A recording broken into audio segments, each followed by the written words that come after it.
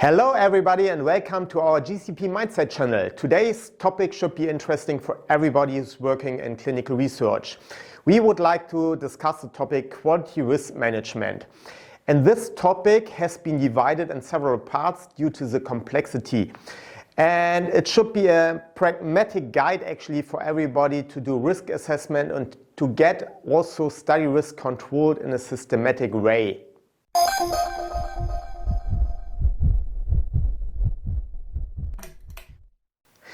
Quality risk management became a very important topic in the pharmaceutical industry several years ago. It started with the ICH Q9, which was not created for clinical research but for the GMP world. Nevertheless, it was recognized immediately that what works for the manufacturing process of pharmaceuticals might also work for the clinical development process of drugs. A couple of years later, the FDA published a guidance on risk-based monitoring in clinical research, and the EMA came up with a reflection paper about quality risk management in clinical studies. Finally, we found quality risk management components in ICH E6 revision 2, which made for many organizations the update of their own quality management systems necessary. From that time point onwards, risk management was an essential part of the quality management systems. And what we have seen in the drug industry, we see also in the medical device industry. Actually the same trend. However, due to the fact that risk management was already known by the medical device organization, they think that they don't need to change anything. But the new requirements according to the ISO 14155 are completely different to the old risk management systems according to the ISO 14971. So a new thinking is required. When we look into the GCP guideline, the guideline describes under quality management very clearly what needs to be taken into account. First, a critical process and data identification. Second, risk identification, risk evaluation, risk control, risk communication, risk review, and risk reporting. So we can see quality management and risk management belong very closely together. Most people have at least the feeling they understand what quality means.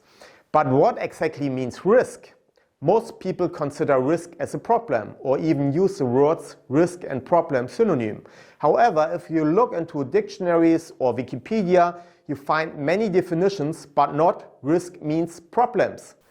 We find, for example, definitions like exposure to the possibility of loss, injury, or other adverse or unwelcome circumstances, a chance or situation involving such possibility, or just someone or something that creates or suggests a hazard.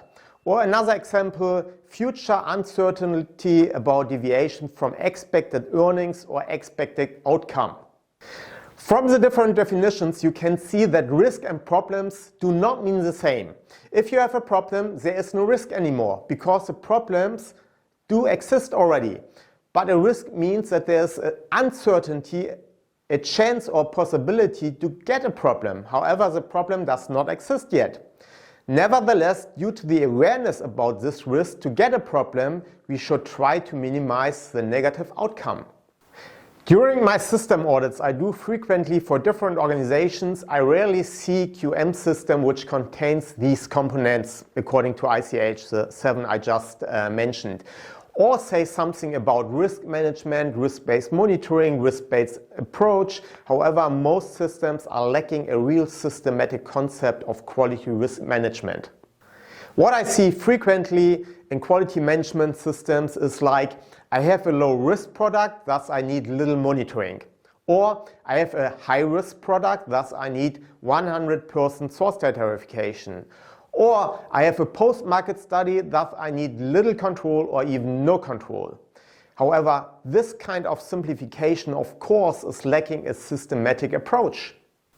The risk assessment of a clinical trial with medical devices or drugs is not that easy.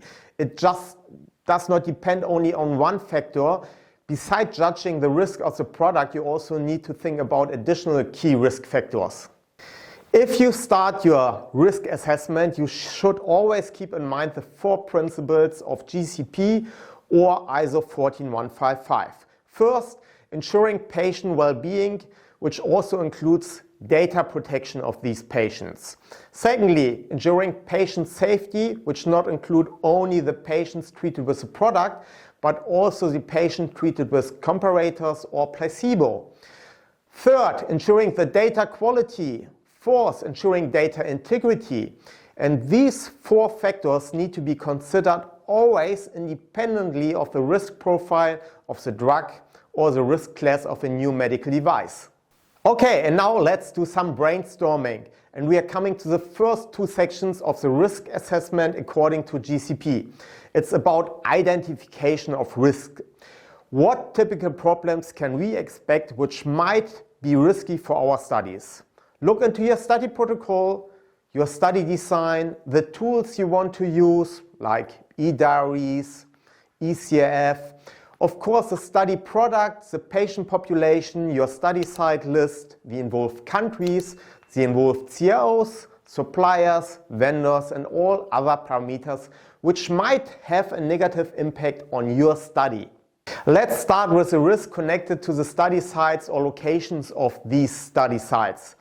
Inexperienced study investigators, for example, might be a risk. And believe me, some brilliant medical doctors with a publication list from here to Tokyo might be very inexperienced in terms of conducting regulated clinical trials according to all these standards we need to keep in mind.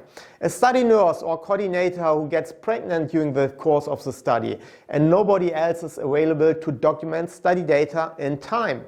It might be a risk when a country has a very high corruption rate. A high staff turnover rate at study sites might be risky. And in some countries, it's really normal that you have a high staff turnover rate because the young investigators need to change from time to time, usually on an annual basis, the departments. It's part of their education. Countries in which investigators do not speak English well, but all study documents are in English. Countries in which sites are lacking the required equipment. Countries in which we do not have permanent internet connection available. Countries with natural disasters like earthquakes, tornadoes, or high infection rates during a virus pandemic. Okay, now let's come to the products. What kind of adverse drug reactions or device reactions can we expect? How stable is your study product? Do we need a temperature-controlled environment for the storage of the product? Could patients get addicted to the use of the product? Can we expect an interaction with other medication? What happens in terms of non-compliance, so in case of overdosing or underdosing of the study product? Furthermore, we need to think about our study indication. How sick are our patients? Do they survive the study? Are they long enough in the study? How compliant are these patients? Yes, we need to think about the compliance of our patient population. Do we treat children, teenagers, or adults? Do we treat obese patients, very old patients, or patients with a lower education level? Or do we even treat depressed patients with a high risk of suicide? If I want to stratify my patient population, I might run into the risks that the population groups are not balanced well. If I want to work with electronic patient-reported outcome, for example, e-diaries or e-questionnaires, I have the risk that the use of these applications on smartphones is too complicated. So actually I need to think very carefully about my patient population I want to treat in my study to minimize my risk later on. An important source of study risk also might be the CRO, which actually should support the study. Are these guys experienced enough to manage the study? Can they provide a stable study team for my trial? Do they use validated system to make sure that the data are accepted by the authorities? Has the project management enough problem resolution skills? Is the CRO team motivated enough to serve the sponsor through the complete study? And one very important question is also, is the CRO financially stable enough to run the study until the end? And there are of course many additional risk sources beside investigational sites, products, patients and CROs. The problem of risk is that they are to a certain extent very uncertain. Nevertheless, you need to think about risks prior to study start before problems occur.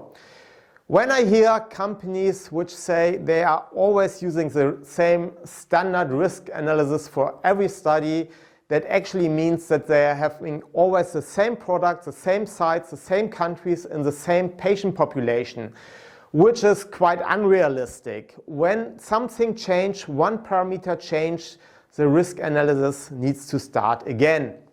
So I think up to now it was quite simple. Please try the first steps within your study team. Risk management is teamwork. Different team members with different responsibilities like biostatisticians and person responsible for patient safety, clinical operations like CRAs might be very helpful for your risk assessments. Especially the CRAs, they know the investigators best. But even more important than the size of the team is the experience of the team. People need to have experience, as without having experience you cannot imagine what can go wrong. People who are new in clinical research would be too naive. They could not imagine where can I expect risk. As soon as you have a group agree that a risk only might happen in theory, like a flood in the desert, remove it from the list. Do the same if you have already minimized the risk by designing the study. For example, you see the risk of patients who get pregnant, but you exclude women with childbearing potential, then it does not make sense to consider this risk in your risk assessment. Okay, that should be all about the first two sections of the quality risk management part according to GCP. In the next video we will show you something about the risk evaluation, the third part according to GCP. I hope you liked the video, you learned something. Send us your questions, leave your comments and subscribe us. See you the next time. Bye bye.